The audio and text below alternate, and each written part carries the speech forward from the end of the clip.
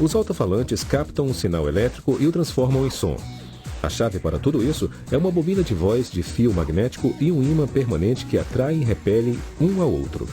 À medida que a bobina se move para frente e para trás, ela rapidamente vibra um cone flexível. Isso vibra o ar na frente do alto-falante, criando ondas de som.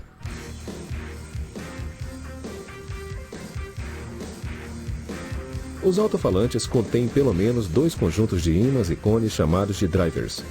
Eles geralmente são acondicionados em um gabinete chamado de caixa acústica.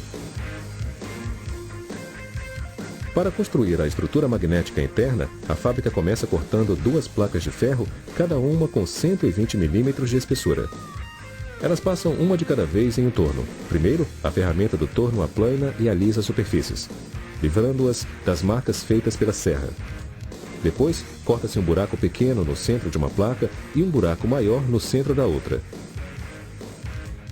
A seguir, corta-se uma peça de ferro menor e mais grossa chamada de núcleo. Um alargador perfura um grande buraco nele.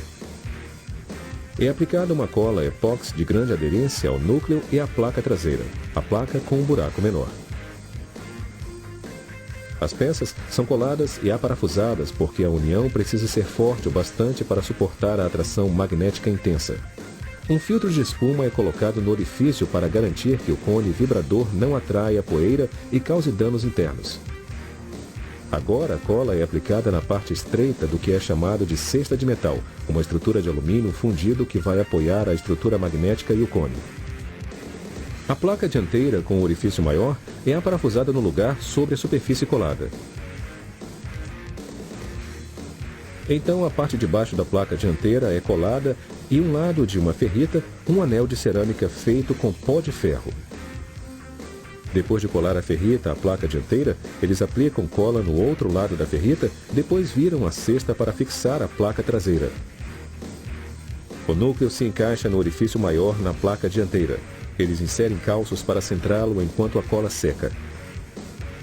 Depois de aparafusar os terminais à cesta, eles colocam toda a estrutura que acabaram de montar em uma máquina magnetizadora de 600 volts de corrente direta. A máquina cria polos positivos e negativos, transformando a estrutura magnética em um ímã permanente, significando que há um campo magnético constante em torno dela.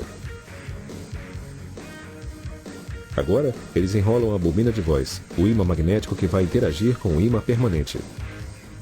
O eletroímã é um objeto que gera um campo magnético somente quando uma corrente elétrica passa por ele.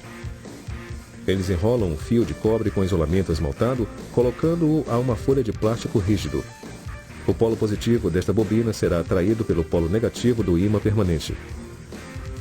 Os polos negativos se repelem entre si. A chave é que os polos da bobina de voz estão constantemente revertendo posições porque a corrente elétrica passando para o alto-falante é uma corrente alternada, significando que ela muda entre uma carga positiva e negativa várias vezes por segundo. Isso faz com que os ímãs se atraiam e repelam continuamente, fazendo com que a bobina de voz se mexa para frente e para trás rapidamente. Isso vibra o cone que cria ondas sonoras. Após encaixar a bobina de voz entre a placa dianteira e o núcleo, elas colam a suspensão inferior, anéis de tecido flexíveis que se movem com a bobina de voz e evitam que ela sofra atrito com a estrutura magnética.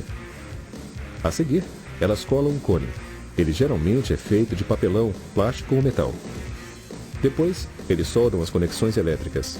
A corrente que vem do amplificador viaja através do fio para os 2 terminais. Os fios do terminal se conectam aos fios da bobina de voz. Depois de garantir que o cone se mova livremente e sem atrito, eles colam uma tampa de papelão rígido para evitar a entrada de poeira. A última etapa é submeter o alto-falante a um teste de áudio. Eles o conectam a uma máquina que transmite diferentes frequências. Eles se asseguram de que o movimento da bobina de voz e do cone não esteja obstruído de forma alguma. Depois, o dispositivo de computador analisa a onda sonora que o driver emite. Os sistemas com 2 alto-falantes possuem 2 drivers em cada gabinete, um woofer e um tweeter. Um woofer tem um cone grande que vibra mais lentamente para as baixas frequências. Um tweeter tem um cone pequeno que vibra rapidamente para as altas frequências.